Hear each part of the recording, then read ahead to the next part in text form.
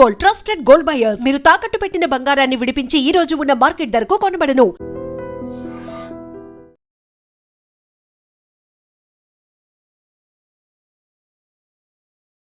నమస్తే, welcome to I dream. Iran America war ఎప్పుడు ముగుస్తుందో చెప్పలేనటువంటి పరిస్థితులు కనిపిస్తూ ఉన్నాయి. ఒకవైపు అమెరికా డ్రోన్ని మేము పేల్చేసామని చెప్పి ఇరాన్ చెప్తోంది. ఆత్మరక్షణ కోసం మేము దాడి చేస్తున్నామని చెప్పి అమెరికా చెప్తోంది. ఇక ఇజ్రాయెల్ లెబనాన్ మీద దాడి చేస్తే గనక ఇక అమెరికాతో ఎలాంటి చర్చలు ఉండవు అని చెప్పి కుండ బదులు కొట్టినట్టు ఇరాన్ కూడా చెప్తుంది.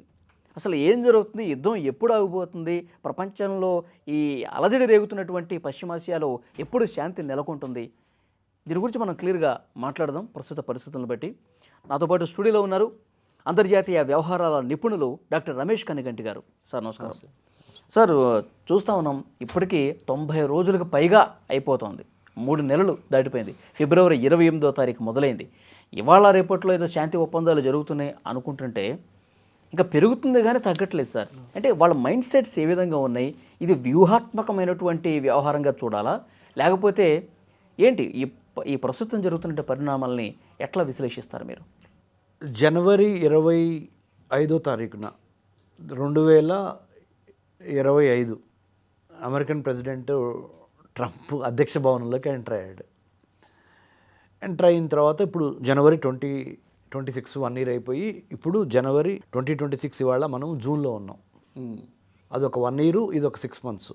అంటే ఈ 18 నెలలు చూడండి ప్రపంచ చరిత్ర. ఈ 18 నెలల ప్రపంచ చరిత్రలో డొనాల్డ్ ట్రంప్ నిర్ణయాల మూలాన ఫారిన్ అఫైర్స్ కానీ, డిఫెన్స్ కానీ, సెక్యూరిటీ కానీ, స్ట్రాటజీ కానీ, ట్రేడ్ కానీ, టారిఫ్స్ కానీ, ఇమ్మిగ్రేషన్ కానీ, H1B F1 స్టూడెంట్ వీసాలు కానీ, B1 B2 వీసా, అంటే ట్రంప్ యొక్క 360 యాంగిల్ చూడండి. Trade, technology, tourism, tariffs, terrorism, tension, వారు, ఒక రోలర్ కోస్టర్ రైడ్ అంటారు చూడండి. అన్ప్రెడిక్టబుల్, ఊహించలేము,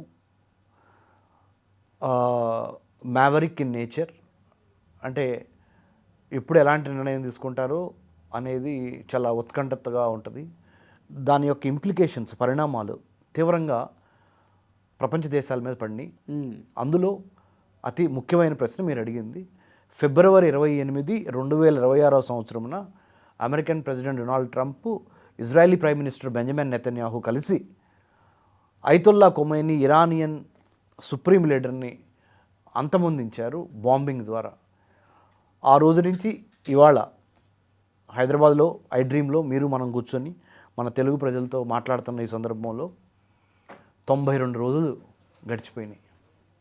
ఈ 92 రోజులు గడిచిపోయిన పరిణామ నేపథ్యం చూసినప్పుడు స్ట్రైట్ ఆఫ్ హర్ముజ్ జలసంధి ద్వారా 20-25% మరి ఆయిల్ నీడ్స్ ఏవైతే ఉన్నాయో ఆయిల్ అక్కడి నుంచి వస్తూ ఉంటుంది. Gulf cooperation council countries 6, 1, 7 Iran, ఈ 7 దేశాల నుంచి ప్రపంచానికి వచ్చే ఆయిల్, న్యాచురల్ గ్యాసు, ఇలాంటివన్నీ ఎల్పిజి, ఎల్ఎన్జి అన్నీ 20% పైగా ఉంటాయి. అవి చాలా ఇబ్బందికరమైన పరిస్థితుల్లోకి మనం వెళ్ళాం. యుద్ధం సెగ మన వంటింటి గదిలో కూడా వచ్చేసింది. యుద్ధము సెగ మన వంటింటి గదిలో కూడా వచ్చింది. పెట్రోలు, డీజిల్ 115 రూపాయలు వాళ్ళ హైదరాబాద్లో పెట్రోల్ ఇంకా పెరుగుతూనే అవసరం. ఇట్లాంటి పరిస్థితుల్లో మీరు అడిగిన ప్రశ్న చాలా సహేతుకము, చాలా అంటే ఈ ప్రశ్న, మీరు అడిగిన ప్రశ్న 140 కోట్ల జనాల్ని, భారతదేశ ప్రజల్ని ఇబ్బంది పెడుతుంది. దాంతోపాటు లాస్ట్ టైం మాట్లాడినప్పుడు ఒక చిన్న కరెక్షను. ఇరాన్ యొక్క జనాభా 2 కోట్లు కాదు, 9.5 కోట్లు. ఇజ్రాయెల్ జనాభా 1 కోటి. అమెరికా జనాభా 32 కోట్లు. 32 ఇరాన్ జనాభా 10 వేసుకోండి, 42 ఇజ్రాయెల్ ఒకటి వేసుకోండి, 43 కోట్లు. లెట్స్ సే అరౌండ్ 40 crores అనుకుందాం. ఆ 40 కోట్ల మంది చేస్తున్న యుద్ధం, ఆ 40 కోట్ల మంది చేయట్లేదు, ఆ 3 వ్యక్తులు మైండ్ సెట్, మీరు మైండ్ సెట్ అన్నారు అందుకని చెప్తున్నా. American president Donald Trump mind set, Iranian leadership mind set, Ayatollah Khomeini తర్వాత ముజ్తబా ఖొమైనీ, మిగతా journals, Iranian revolutionary guards mind set, Israeli prime minister Benjamin Netanyahu mind set, ఈ మైండ్ సెట్స్ ప్రాబ్లమే ఈ యుద్ధానికి అసలు కారణం. అమెరికా ఏ ఏ కారణాలతో ఇరాన్ని అటాక్ చేసింది, ఇజ్రాయెల్ ఏ ఏ కారణాలతో ఇవాళ లెబనాన్ని అటాక్ చేస్తున్నది, లేదా యెమెన్ని, లేదా ఇరాన్ని, ఇవన్నీ మనం చూసినప్పుడు ఎవరు తప్పు ఎవరు ఒప్పు అని జడ్జిమెంట్ ఇచ్చే ముందల అసలు ఆ మైండ్ సెట్స్, వాళ్ళ యొక్క ఆలోచన తీరు, ప్యాటర్న్ గమనిస్తే, ప్యాటర్న్ అంటే ఆ స్వభావాన్ని, ఆ యొక్క తీరుని గమనిస్తే ఇరాన్ చేత అణ్వాయుధాలను ఆపించాలి అనే ఒక కారణం చెప్పారు. అణ్వాయుధాలని నిరాయుధీకరణ చేయకపోతే ప్రపంచ శాంతికి, ముఖ్యంగా అమెరికా, ఇరాన్, ఇజ్రాయెల్ యొక్క భవితవ్యానికి దెబ్బ కాబట్టి మేము ప్రోయాక్టివ్గా ఇరానియన్ ఐతుల్లా ఖొమైనీని అంతమొందించి ఇరాన్ దగ్గర ఉన్న న్యూక్లియర్ ప్రోగ్రామ్ను ఆపాలి. ఓకే, ఇది నెంబర్ 1 కారణం చెప్పారు. కారణం అంటే రీజన్ నెంబర్ 2 ఏం చెప్పారు? అమెరికా, ఇజ్రాయెల్ కలిసి ఇరాను హిజ్బుల్లా, హౌతీ, హమాస్ అనే 3 టెర్రరిస్ట్ ఆర్గనైజేషన్స్కి, ఈ 3 టెర్రరిస్ట్ ఆర్గనైజేషన్కి మనీ, మెటీరియల్, ఐడియాలజికల్గా అంటే సైద్ధాంతికంగా, ఆర్థికంగా, అణ్వాయుధాలతో పాటుగా మారణాయుధాలను కూడా ఇస్తుంది ఈ 3 ఉగ్రవాద సంస్థలకి అనేది 2వ కారణం. 3వ కారణం ఏమని చెప్పారు? ఇరాను ఇజ్రాయెల్ మీద, అమెరికా మీద గత 30 ఏళ్ల నుంచి బాగా దాడులు చేపిస్తుంది, క్లాండెస్టైన్గా అంటే రహస్యంగా. ఇది 3వ కారణం చెప్పారు. 4వ కారణం ఏం చెప్పారు? ఉగ్రవాదానికి ఊతం ఇస్తున్న ఇరాన్ యొక్క నడ్డి విరచాలి అంటే తప్పనిసరిగా ఇరాన్ యొక్క ఆర్థిక మూలాల మీద దెబ్బ కొడతాం మేము. ఎకనామిక్ శాంక్షన్స్, తర్వాత దౌత్యపరంగా ఇరాన్ని దెబ్బ కొడతాము, డిప్లొమాటిక్ శాంక్షన్స్, పొలిటికల్గా ఇరాన్ ఇబ్బంది పెడతాము, రాజకీయంగా పొలిటికల్ శాంక్షన్స్, ఇవన్నీ ప్రయోగించి చివరికి యుద్ధానికి దిగాము. అన్నీ ఫెయిల్ అయిన తర్వాత శాంతికి ఒప్పుకోవట్లేదు ఇరాన్ అని అమెరికా, ఇజ్రాయెల్ చెప్తుంది. మరి అమెరికా ఏమైనా కరెక్ట్గా చేస్తుందా అని మనం, మీలాంటి వాళ్ళు, మాలాంటి వాళ్ళు, మన తెలుగు ప్రజలు ఆలోచించినప్పుడు అమెరికా లాస్ట్ 6 monthsే తీసుకుందాం. వెనిజులాన్ ప్రెసిడెంట్ ఎత్తుకొచ్చేసింది. లాస్ట్ 2 years, 3 years, 4 years చూసుకుందాం. ఇరాక్లో గొడవలు, ఇరాన్లో గొడవలు, ఇప్పుడు ఆఫ్ఘనిస్తాను, పాకిస్తాను, సిరియా, ఇంకా చాలా చాలా చోట్ల గొడవలకి ప్రత్యక్షంగానూ పరోక్షంగానూ అమెరికా కూడా పాలు పంచుకుంటుంది. ఓకే, ముఖ్యంగా వాళ్ళ యొక్క నేషనల్ ఇంట్రెస్ట్కి ఏదైతే పనికి వస్తుందో దాన్ని హైలైట్ చేసి, వాళ్ళ నేషనల్ ఇంట్రెస్ట్కి ఏదైతే పనికిరాదో దాన్ని తప్పుగా చేసే భావన ఇవన్నీ ఉన్నాయి. కాబట్టి నేను ఇక్కడ చెప్పదలుచుకుంది ఏంటంటే, మైండ్ సెట్ మారందే ఈ డేటా సెట్స్ యుగంలో. ఓకే, మైండ్ సెట్ మారందే యుద్ధం ఆగదు. అహం, ఇగో, నేను ప్రపంచానికి రాజుని, నేను చెప్పింది జరగాలి, I'm the police man of the world, ప్రపంచ పోలీసు నేను అని అమెరికా తనకు తానుగా నాయకత్వాన్ని తీసుకొని, అంటే నేను చెప్పిందే వినాలి వేదం, ప్రతి ఒక్కరు, నా వే హైవే అంతే అనే ఒక ధోరణితో ట్రంప్ వ్యవహరిస్తున్న తీరు. సరే, ఇప్పుడు ఆయన అమెరికా ఫస్ట్ అంటున్నాడు. నిజంగా అమెరికా ఫస్ట్ అనే ఉద్దేశంతో తీసుకుంటున్నటువంటి నిర్ణయాలా, లేకపోతే మీరు అంటున్నట్టు అహంతో తీసుకుంటున్నటువంటి నిర్ణయాలు? అమెరికా ఫస్ట్ అనే సిద్ధాంతం తప్పు కాదు. మనం కూడా ఇండియా ఫస్ట్ అనుకోవచ్చు, తప్పులేదు. చైనా వాళ్ళు చైనా ఫస్ట్ అనుకుంటారు, పాకిస్తాన్ వాళ్ళు పాకిస్తాన్ ఫస్ట్ అనుకుంటారు, ఆస్ట్రేలియా వాడు ఆస్ట్రేలియా, ఇంగ్లాండ్ వాడు ఇంగ్లాండ్ అనుకుంటాడు. నా దేశం ఫస్ట్ రావాలని కూడా తప్పు కాదు. ఆ ఫస్ట్ రావటానికి మనం అవలంబిస్తున్న మార్గాలు ఉన్నాయి. ఓకే, మన మహాత్మా గాంధీ చెప్పినట్టు, జాతిపిత, లక్ష్యము చేరటం ఎంత ముఖ్యమో ఆ లక్ష్యానికి అనుసరించే మార్గాలు కూడా అంత, అంటే way, means and ends. End important, ఒప్పుకుంటాం, గొప్ప స్థాయికి వెళ్ళాలి. కానీ ఎటువంటి మీన్స్ అంటే ఎటువంటి మార్గం ద్వారా ఆ గొప్ప స్థాయికి వెళ్ళాలి అనే కళలు నెరవేర్చుకుంటావు అనేదే mind set.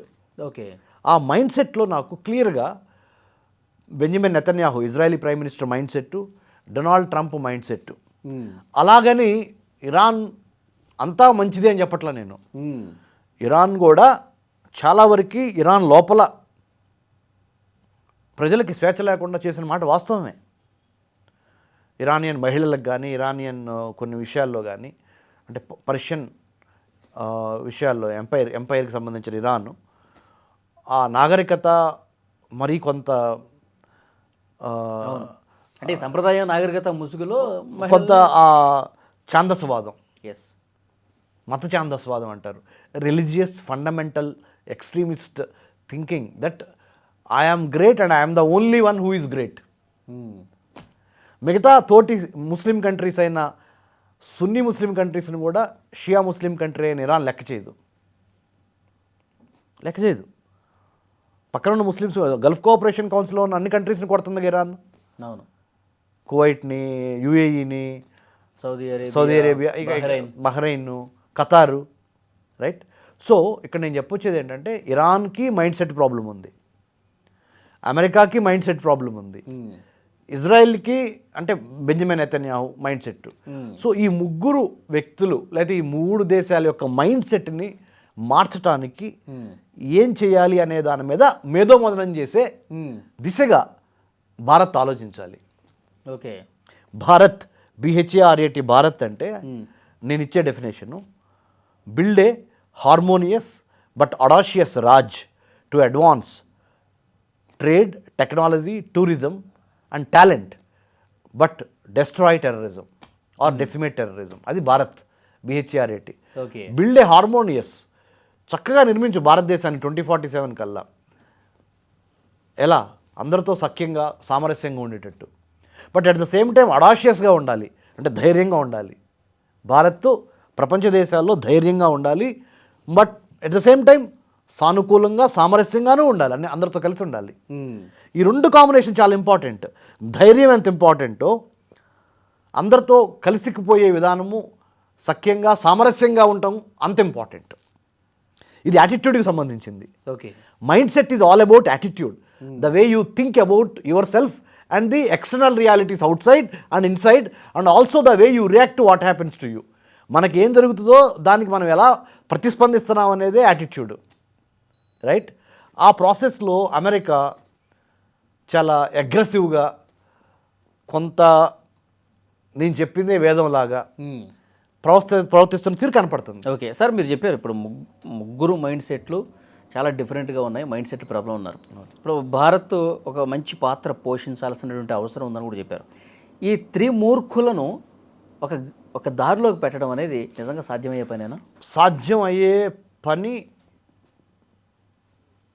And it is difficult but it is not impossible. Quotation బాగుంది, కొటేషన్ మాత్రమే బాగుందా? చెప్తాను, దాని లోతుకి వెళ్తా. మంచి ప్రశ్న వేశారు. కొటేషన్ చాలా బాగుంది వినటానికి. ఏంటి, it is difficult but not impossible అంటున్నారు సార్ మీరు. కష్టం కానీ చేయలేనంత గొప్ప పని అయితే ఏం కాదు, చేయగలము అనేదాన్ని నేను చెప్పాను ఇంగ్లీష్లో. తెలుగులో చెప్పా, మీరేమన్నారు దీన్ని కొద్దిగా ఇంటర్ప్రిట్ చేయండి, ఎంతవరకు సాధ్యాలు చెప్పండి అన్నారు మీరు. అంతే కదా బ్రదర్? నేను చెప్తాను. భారత్ ఇప్పుడు ఏం చేయాలి అనే దాని మీద మనము దౌత్యపరంగా, డిప్లొమాటిక్గా, ఎనర్జీ పరంగా, అంటే ఆయిల్, న్యాచురల్ గ్యాస్ అక్కడి నుంచి మనం ఇంపోర్ట్ చేసుకుంటాం. మనము డిపెండెన్సీలో ఉన్నాం కొంత. ఎప్పుడైతే మనం వేరే వాళ్ళ మీద ఆధారపడతామో, ఆధారపడిన రోజున మన పూర్తి బలాబలాలు, మన పూర్తి స్వతంత్రాన్ని మనము ఉపయోగించుకోలేము. ఎంతో కొంత లొంగి ఉండాల్సిన, లేదా కాంప్రమైజింగ్, లేకపోతే ఇట్లా ఉండాల్సిన అవసరం ఉంటుంది. అమెరికాను ఇంపార్టెంటే భారత్కి, ఇరాన్ ఇంపార్టెంటే, ఇజ్రాయెల్ ఇంపార్టెంటే. మూడు ముఖ్యమైన దేశాలు భారత్కి కావాలి. ఆ మూడు ముఖ్యమైన దేశాలు, ఈ 193 దేశాల్లో 3 దేశాలు, ప్రపంచంలో ఉన్న 193 దేశాల్లో 3 దేశాలు యుద్ధంలో ఉన్నాయి. మిగతా 190 దేశాలు ఈ 3 దేశాల మీద ఒత్తిడి తీసుకురావాలి. ఆ 190 దేశాలని లీడ్ చేయగలిగిన అర్హత ఉన్న దేశము ఏంటయ్యా అంటే పాకిస్తాన్ కాదని తెలిపోయింది. ఎందుకంటే 2 సార్లు పాకిస్తాన్లో పీస్ టాక్స్ జరిగినాయి, శాంతి చర్చలు ఫెయిల్ అయిపోయినాయి. ఓకే, మరి ఎవరు చెప్పండి? చైనా ఉంది, రష్యా ఉంది, భారత్ ఉంది. రైట్, అదే జరిగిందిగా. డొనాల్డ్ ట్రంప్ షీ జిన్పింగ్ని, చైనీస్ ప్రెసిడెంట్ని, ప్రీమియర్ని చైనా వెళ్ళి బీజింగ్ వెళ్ళి కలిశాడు కదా, రైట్? ఇలా కూర్చునే మనిషి డొనాల్డ్ ట్రంప్ ఆడికెళ్ళి ఇలా కూర్చున్నాడుగా. ఇరానియన్ విదేశాంగ మంత్రి అర్గాచి బీజింగ్ వెళ్ళాడుగా, చైనీస్ ప్రెసిడెంట్ షీ జిన్పింగ్ని కలిశాడుగా, ఎట్ట కూర్చున్నాడుగా. అదే రష్యా ప్రెసిడెంట్ వ్లాదిమిర్ పుతిన్ కూడా వెళ్ళి చైనీస్ ప్రెసిడెంట్ షీ జిన్పింగ్ని కలిసి కౌగిలించుకొని హ్యాపీగా వాళ్ళు సమవుజ్జీల్లాగా హ్యాపీగా ఫీల్ అయ్యారుగా. మరి చైనా చేయగలదా? చేసిందా? అయిపోయిందిగా, పర్యటన జరిగి 15 రోజులు అయిందిగా. మరి ఇప్పుడు యుద్ధం ఆగాలిగా, మరి లెక్క ప్రకారం చైనా కానీ ఆపగలిగితే మరి ఎందుకు ఆగలేదు? యుద్ధం ఇప్పుడు పెరుగుతుంది. ఇంకా డొనాల్డ్ ట్రంప్ క్లియర్గా బెంజమిన్ నెతన్యాహు ఇజ్రాయలీ ప్రైమ్ మినిస్టర్కి చెప్పాడు, నువ్వు డైరెక్ట్గా ఇజ్రాయలీ డిఫెన్స్ ఫోర్సెస్ IDF ఆర్మీని పంపించి లెబనాన్లో ఉన్న హిజ్బుల్లా వాళ్ళ మీద దాడి చేయొద్దు, నీ సైన్యాన్ని వెనక్కి తిప్పించు. నువ్వు దాడి చేయడం మూలన యుద్ధం పెరుగుతుంది, దాని ఎఫెక్ట్ ఇరాన్ మీద కూడా పడుతుంది, దాని ఎఫెక్ట్ ప్రపంచమే పడుతుంది. ఆల్రెడీ నేను నా కాంగ్రెస్ ఎలక్షన్స్ ఉన్నాయి నవంబర్లో, డొనాల్డ్ ట్రంప్ చెబుతున్నాడు హౌస్ ఆఫ్ రిప్రజెంటేటివ్స్ అమెరికాలో దిగువ సభకి నాకు ఎలక్షన్స్ ఉన్నాయి రా బాబు, నేను ఎలక్షన్స్ ఫేస్ చేయాలి, నువ్వు ఆగు, నువ్వు తగ్గు అని Donald Trump Israeli prime minister Benjamin నెతన్యాహుకు చెప్తున్నాడు. నువ్వు సైన్యాన్ని పంపించి లెబనాన్లో ఉన్న హిజ్బుల్లాతో పోరాటం చేయొద్దు అని, నేను మాట్లాడతానని చెప్తున్నాడు. ఇరాన్తో ఏమని చెబుతున్నాడు, ఒక పక్కన మీరు కనుక మా షరతులకు ఒప్పుకోకపోతే స్ట్రైట్ ఆఫ్ హార్మూజ్ని కొడతాం, ఆ జలసంధిని మిమ్మల్ని కొడతాం, మీ న్యూక్లియర్ ఫెసిలిటీస్ మీద బాంబులేసి నాశనం చేస్తాం అని చెప్తున్నాడు. ఏది మేము చెప్పినవి మీరు ఒప్పుకోకపోతే. ఇరాన్ ఏమంటుంది, ఒప్పుకునే ప్రశ్నే లేదంటుంది. ఒప్పుకున్నామని చెప్తున్నారు ఒక వర్గం, ఒప్పుకున్నారు. నిన్న ఏమన్నా మీటింగ్ అయిపోయింది, అమెరికన్ ప్రెసిడెంట్ ఇరానియన్ లీడర్షిప్ కూర్చొని ఖతార్లో కూర్చున్నారు, పాకిస్తాన్కి వెళ్ళి కూర్చున్నారు, వాళ్ళ బ్యాక్ ఛానల్ డిప్లొమసీ ద్వారా మాట్లాడుకున్నారు. చైనా వెళ్ళొచ్చారు, ఈ ముగ్గురు చైనా వెళ్ళొచ్చారుగా. రష్యన్ ప్రెసిడెంటు వెళ్ళంది, ఒక్క ఇజ్రాయలీ ప్రైమ్ మినిస్టర్ వెళ్ళంది చైనా. డొనాల్డ్ ట్రంప్ వెళ్ళాడు, వ్లాదిమిర్ పుతిన్ వెళ్ళాడు, ఈ ఇరానియన్ ఫారెన్ మినిస్టర్ కూడా చైనా వెళ్ళొచ్చాడు. మరి చైనా చుట్టూ తిరిగినా పీస్ రావట్లా, పాకిస్తాన్లో కూర్చొని మాట్లాడుకున్నా పీస్ రావట్లా, ఖతార్లో కూర్చొని మాట్లాడుకున్నా పీస్ రావట్లా. పీస్ అంటే శాంతి జరగట్లా. మరి ఇలాంటప్పుడు ఎవరు అన్నప్పుడు చెప్పండి బ్రదర్, వీళ్ళొక్కళ్ళే. మనము ఈ మువ్వెన్నుల త్రివర్ణ పతాకం ఉందే ఈ భారత్, ఇది మాత్రమే విశ్వగురు పొజిషన్లో పీస్ తీసుకురాగలదు, శాంతి తీసుకురాగలదు. ఎందుకంటే ఇది మన భారతదేశము, మన భారతదేశము ఇరాన్తోనూ మాట్లాడగలదు, అమెరికాతోనూ మాట్లాడగలదు, ఇజ్రాయెల్తోనూ మాట్లాడగలదు. మాట్లాడటమే కాదు, ఎలా మాట్లాడాలో కూడా తెలిసిన ఉంది. మరి ఎందుకు జరగట్లేదు? రెండో ప్రశ్న మన తెలుగు ప్రజలు అడుగుతారు మనల్ని. వలి గారు, రమేష్ కన్నిగంటి గారు, బాగుంది మీరు చర్చ మేము వింటున్నాము, మరి జరగాలిగా, ఎందుకు జరగట్లేదు అన్నప్పుడు చెప్పనా ఎందుకు జరగట్లేదు? మనము పిలవని పేరంటానికి వెళ్తాం ఎందుకని ఒకటి వెయిట్ చేస్తున్నాం. ఓకే, అలాగని ఎక్కువ వెయిట్ చేస్తే ఇక్కడ మనకే కడుపులో కాలుతుంది. అంటే ఇంట్లో గ్యాస్ పోయి రాజేయటానికి, పెట్రోల్ కొట్టించుకొని ఆఫీస్కో, కారుకో, కాలేజీకో, లేకపోతే హాస్పిటల్కో లేకపోతే వెళ్తానికి ఇబ్బంది. మోడీ గారు కూడా అంటున్నారు కాన్వాయ్ తగ్గించుకోండి మీరు ముఖ్యమంత్రులు మినిస్టర్లు. ఇబ్బంది ఉండబట్టేగా ఉందనే అర్థమేగా. అలా అని చూస్తా ఊరుకోలేము. ఇప్పుడు 3 నెలలు అయిపోయింది సార్. 1000 మంది పిలవాల్సిన పెళ్లిలో 100 మందిని పిలిచి పెళ్లి చేయండి అంటున్నాము. హోటల్కి వెళ్తే రైస్ ఐటమ్స్ ఉంటున్నాయి కానీ రోటీ ఐటమ్స్ ఉండట్లా.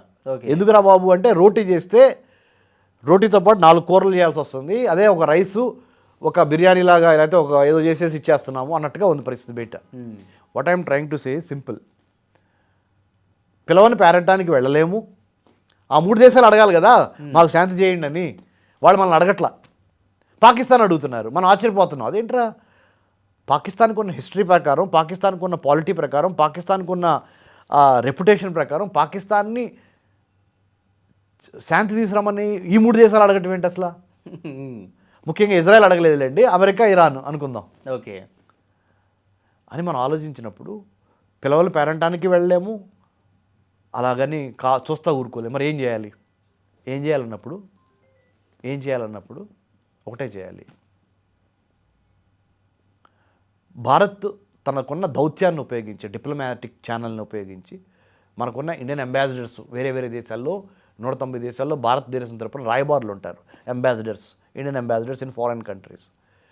వాళ్ళ మన ఇండియన్ హై కమిషన్స్ ఉంటాయి. వాళ్ళ ద్వారా ప్రపంచంలో ఉన్న మిగతా 190 దేశాల నుంచి ఐక్యరాజ్య సమితి మీద ఒత్తిడి తెప్పించాలి. ఐక్యరాజ్య సమితి చెప్పినంత మాత్రం జరుగుద్దని మళ్ళీ రూల్ కూడా లేదు. లేదు లేదు అసలు ఐక్యరాజ్య సమితిని పట్టించుకోవట్లేదు కదా. పట్టించుకోవట్లేదు. కానీ మరి ఏం చేయాలి అన్నప్పుడు కొన్ని ప్రొసీజర్స్ మనం ఫాలో అవ్వాలి. ఎమ్మటనే మనకి కనపడకపోవచ్చు ఏది రిజల్ట్, కానీ సీడ్ నాటాలి. ఈ 190 దేశాల్లో భారతదేశ రాయబారుల ద్వారా ఆ 190 దేశాల్లో ఉన్న ప్రధానమంత్రులు, ప్రెసిడెంట్లకి యుద్ధానికి సంబంధించిన శాంతి చర్చలు జరగాలి. అది ఎక్కడ జరగాలి? ఐక్యరాజ్య సమితిలో జరగాలని ఒక మాట చెప్పించాలి. రెండో మాట, మా భారత్ రెడీగా ఉంది, మీరు ఐక్యరాజ్య సమితిలో ప్రతిపాదించండి, భారత్ అని పిలవండి అని. మనమే ఇండియానే ఇల్లు అడగకూడదు ఆ ముగ్గురిని. మిగతా దేశాలు ఐక్యరాజ్య సమితి నుంచి భారత్కి పిలుపు రావాలి. ఓకే, అంటే మామూలు నీళ్లు శంఖంలో పోస్తే తీర్థం అవుతాయి. లేకపోతే నీటికి ఉన్న విలువ నీటికి ఉంటుంది, తీర్థంకి ఉన్న విలువ తీర్థంకి ఉంటుంది.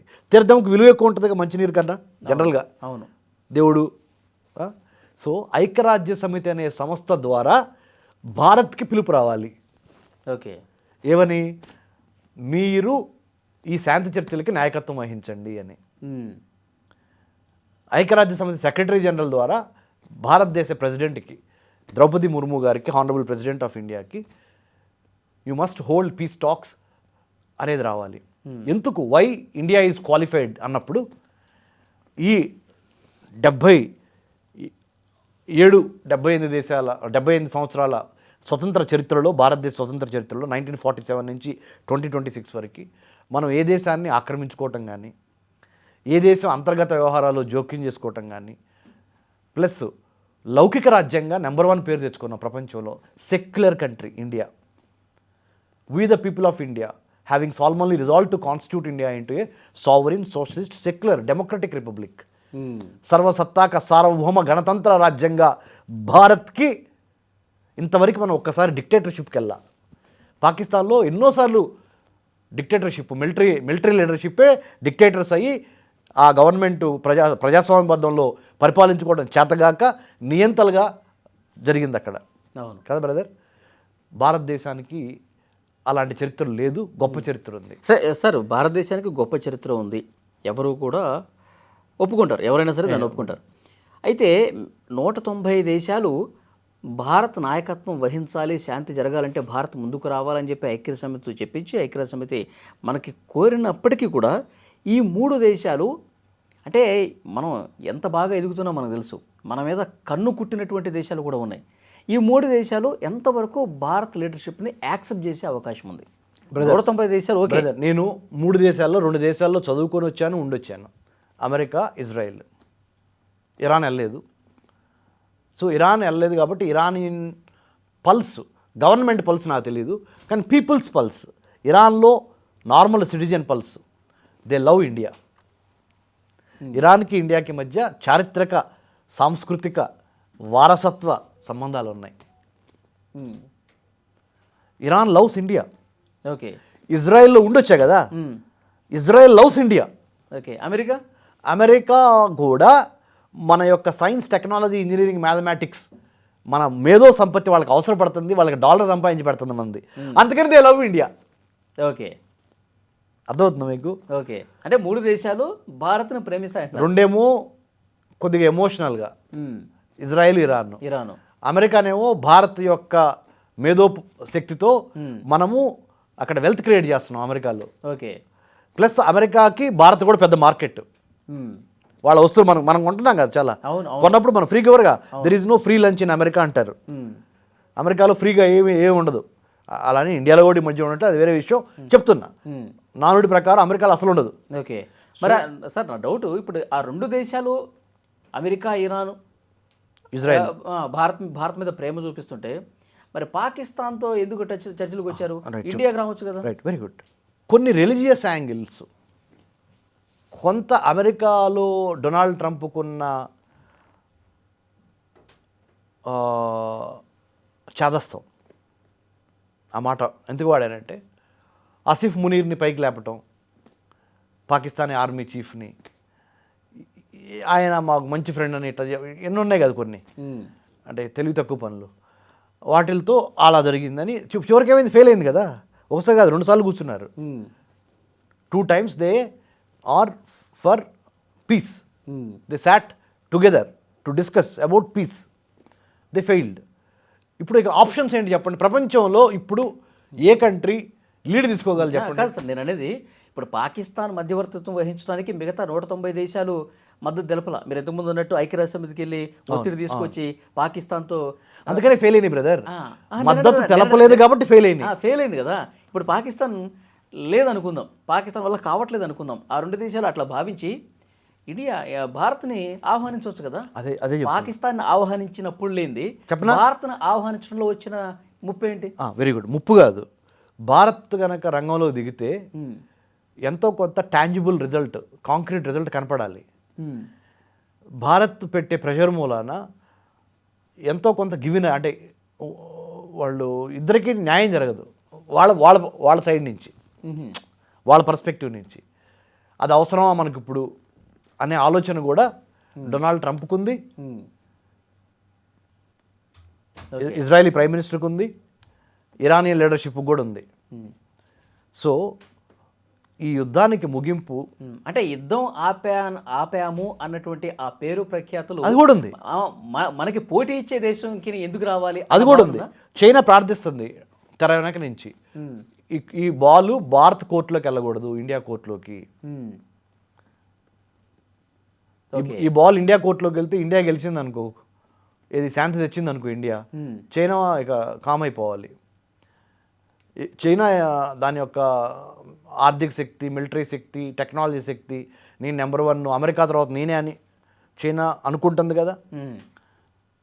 అది దెబ్బతింటే చైనాకి ఇదే కదా. ఓకే, అందుకని కాబట్టి భారత్ రాకూడదనే అందరూ కోరుకుంటున్నారు. కానీ భారత్ రాకుండా శాంతి రాదు. ఎందుకంటే ముగ్గురిని కూర్చోబెట్టి మాట్లాడగలిగిన, పంచాయతీ చేయగలిగిన ఆ పెద్దరికం, ఆ ఓర్పు నేర్పు అన్ని భారత్కే ఉన్నాయి. సూపర్. భారత్ వచ్చే వరకు యుద్ధం ఆగదు. ఏది భారత్ పీస్ ప్రాసెస్లో పార్టిసిపేట్ చేసే అంతవరకు యుద్ధం ఆగదు. సార్ 190 దేశాలు ఒత్తిడి తీసుకొచ్చే బదులు మనంతట మనమే సరే అదే బ్రదర్ పిలవని ఆ మాట ఎందుకన్నానంటే, మీరు ఇంతకు ముందే చెప్పారు పిలవని పేరంటానికి మనం ఎట్లా పోతాం, ఆ 3 దేశాల్లో కనీసం ఒక్క దేశమైనా రావాలి కదా అని చెప్పి. కానీ ప్రపంచ శాంతిని దృష్టిలో పెట్టుకుని, ప్రపంచ ప్రజల ఇబ్బందులను దృష్టిలో పెట్టుకుని చెప్పనా బ్రదర్, ఇనిషియేటివ్ తీసుకోవచ్చు. చెప్పనా బ్రదర్, ఇండియా ప్రపంచ దేశాల్లో చూసినప్పుడు బలీనమైన శక్తిగా ఉంది కానీ శాసించే స్థాయికి ఇంకా రాలా. We're still emerging, we haven't yet emerged. అర్థమైంది తమ్ముడు? బలవంతుడు కూర్చుంటేనే శాంతి ఒప్పందం జరుగుతుంది, గుర్తుపెట్టుకో. శాంతి కోసం జరిగే చర్చల్లో కూడా ఆ కొట్టుకుంటున్న దేశాలు ఉన్నాయి, ఈ 3 దేశాలు, వాళ్ళని పిలవగటానికి కూడా నువ్వు బలం కావాలి. అంత బలానికి ఇంకా రాలేమండి మనం. క్లారిటీ ఉండాలి. రండి కూర్చోండి అనే స్టేజ్ ఇంకా భారత్ రాలా. చాలా రియలిస్టిక్ ఉండాలి మన అనాలిసిస్. ఓకే, ఏ స్టేజ్కి వచ్చిందంటే మీరు వచ్చి కూర్చుంటే బాగుంటుంది, మనం ప్రయత్నం చేద్దాం అని చెప్పగలిగిన స్టేజ్లో ఉంది. కానీ వచ్చి కూర్చోవాల్సిందే మీరు ముగ్గురు అనే స్టేజ్లో భారత్ లేదు. అటు పక్కన పాకిస్తాన్ కూడా లేదు కదా సార్. పాకిస్తాన్ వేరు, పాకిస్తాన్కి శక్తితో వెళ్ళా, పాకిస్తాన్కి ఈ రిలీజియస్ కలిసి వచ్చింది. ఒకే మతానికి చెందిన వాళ్ళు కాబట్టి కూర్చోబెడితే కొంత ఏదో డ్రామా జరుగుద్ది, కొంత శాంతి వచ్చిందేమో అని ప్రయత్నం, అంతే. ఇంకోటి ఏంటి, ఫెయిల్ అయినా కానీ పాకిస్తాన్ నెత్తి మీద వేయచ్చు టాక్స్. అదే చేశారుగా. అదే చేశారు. పాకిస్తాన్ అతి చేసింది సరిగ్గా దానికి కుదరలేదు అని చెప్పి అదే చెప్పారు కదా అమెరికాను ఇజ్రాయెల్ కలిసి. చివరికి ఇరాన్ కూడా we're not happy with Pakistan అని కూడా అన్నారుగా. సరే, ఇప్పుడు ఆ 3 దేశాలను కూర్చోబెట్టడానికి బలమే కావాలా, ప్రేమ సరిపోదా? ప్రేమతో ఆహ్వానించి అంటే winning the hearts and minds strategy కావాలి. WHAM wham, winning the hearts and minds strategy. Heart గెలవగలగాలి, మైండ్ గెలవగలగాలి. మైండ్ ఏమో మనీ కోరుకుంటుంది, హార్ట్ ఏమో శాంతి కోరుకుంటుంది. ఆ 2 కాంబినేషన్ చేయగలిగింది భారత్ చేయగలదు. అదే ఎమోషనల్గాను ఉండాలి, మెటీరియలిస్టిక్గాను కొట్టాలి. ఆ 2 ఎక్స్ప్లెయిన్ చేసి ఈ 3 దేశాలకి అమెరికాకి, ఇజ్రాయెల్కి, ఇరాన్కి. మనం ఆ ప్రేమను పంచాలి. ప్రేమతో పాటు జరిగే అనర్థాలని చక్కగా వివరించగలగాలి. సూపర్ సార్, చూద్దాం అట్లా జరగాలని చెప్పి కోరుకుందాం. అదే ఇంకోటి లాస్ట్ మాట వలి గారు, మనము లౌకిక రాజ్యం, సెక్యులర్. పాకిస్తాన్ సెక్యులర్ కాదు, for your kind information. Correct. Iran not secular, Israel కూడా not secular, America so called secular, right, but majority Christians. India 25 కోట్ల మంది ముస్లిం బ్రదర్స్, ఒక 10-15 కోట్ల మంది Christian brothers, Hindus predominantly, Parsi, Jain, ఇక రకరకాల Sikh. We're a truly secular. మనం ఆ శక్తి భగవంతుడు, ఆ పంచభూతాలు మనకే ఇస్తాయి. ఎలా మాట్లాడాలి, ఏం మాట్లాడాలి, ఎలా ఒప్పించాలి, ఆ ఓర్పు, నేర్పు, ఆ దౌత్య చతురతతో పాటు how to win the hearts and minds, హృదయాన్ని మనసుని ఎలా గెలుచుకోవాలి శత్రువుల్ని. ఎందుకంటే మన వయసు ఎంత వలి బ్రదర్, మన వయసు ఎంత? 5000 సంవత్సరాల పైన మన వయసు, భారతదేశ వయసు. అమెరికా వయసు ఎంత? 250 ఏళ్ళు. ఇజ్రాయెల్ యాజ్ ఎ కంట్రీ వయసు ఎంత? 1948, 2026 అంటే 77 ఏళ్ళు ఎంత ఉంటుంది. ఇరాన్లో అయతుల్లా ఖొమైనీ అధికారంలోకి వచ్చింది ఎప్పుడు? 1979, 78-79 మధ్య. అంటే 80 వేసుకున్నా కానీ 46 ఏళ్ళే. ఇది ఈ leadership, Ayatollah Khomeini leadership legacy 46 ఏళ్ళే. మరి మనం 5,000 సంవత్సరాల నాయకత్వం ఉంది మనకి, పటిమ. కాబట్టి మనము అన్ని రకాలుగా అర్హులము. సో భగవంతుడు కోరుకున్న వాళ్ళకి ఇవ్వడు, కోరుకున్నవన్నీ అర్హత ఉన్న వాళ్ళకి ఇస్తాడు. Great. God will bless those who deserve, not who all the time pray. What you desire you don't get, what you deserve you get. India or Bharat, our country, our motherland is in a position to bring peace because we deserve it. ఆ అర్హతను సంపాదించాం మనం. మన track record పరిశీలిస్తే, నేనేదో భారతదేశంలో పుట్టాను కాబట్టి, భారతదేశం జెండా నా గుండెల మీద పెట్టుకున్నాను కాబట్టి భారతదేశం తరపున మాట్లాడట్లా. నిష్పక్షపాతంగా ఎనాలిసిస్, విశ్లేషణ చేసినప్పుడు భారత్కున్న శక్తి ఏంటి అని చూసినప్పుడు 1947 15 ఆగస్టు నుంచి వాళ్ళ వరకు మనల్ని మనం ఎంత జాగ్రత్తగా పరిపాలించుకుంటూ వచ్చాము. ఎప్పుడు నియంత రూల్కి వెళ్లకుండా, మిలిటరీ రూల్కి వెళ్లకుండా, అవును అవును, ప్రజాస్వామ్యబద్ధంగా. ఓకే, మన లోపాలు ఉన్నాయి, కానీ నియంతగా ఒక ఫండమెంటల్గా అవతరించలేదు ఎప్పుడు, ఒక డిక్టేటర్గా లేదు అసలు మన చరిత్రలో లేదు. కాబట్టి ప్లస్ అన్ని మతాలకి, అన్ని కులాలు, అన్ని ప్రాంతాలను ఒక చోట కలిసికట్టుగా మనం ఉంటా, రైట్, మరి చేస్తున్నాం. కాబట్టి అర్హతను బట్టి మనకు ఉంది కాబట్టి అది మన దేశాలను కూడా ఒక ఘాటును తీసుకురాగలమనేది చెప్తున్నాను. శాంతిని తీసుకొచ్చే ప్రయత్నం డెఫినెట్గా అవకాశం మనకి త్వరలోనే వస్తుంది. రావాలంటే మనం మాత్రమే చేయగలమని చెప్పి ప్రపంచం కూడా తెలియజేసే పరిస్థితి ఉంటుంది. సో అలా జరగాలని చెప్పి కోరుకుందాం sir. Thank you very much Ramesh. Thank you అండి. జై హింద్.